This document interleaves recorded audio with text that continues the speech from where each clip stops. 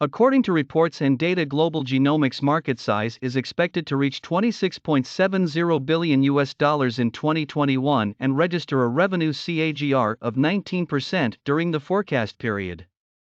Increased use of genomics for diagnosis of rare monogenic disorders, gene discovery, pharmacogenetics, targeted therapy, personalized medicine, prenatal diagnosis, and testing is driving market revenue growth.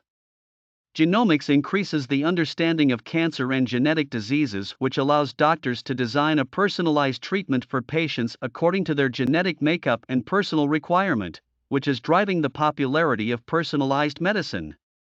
Targeted therapy, also known as genomic therapy, targets specific genes or proteins for therapy and is commonly used for cancer treatment. Pharmacogenetics can help to identify the responses of unique genes to drugs.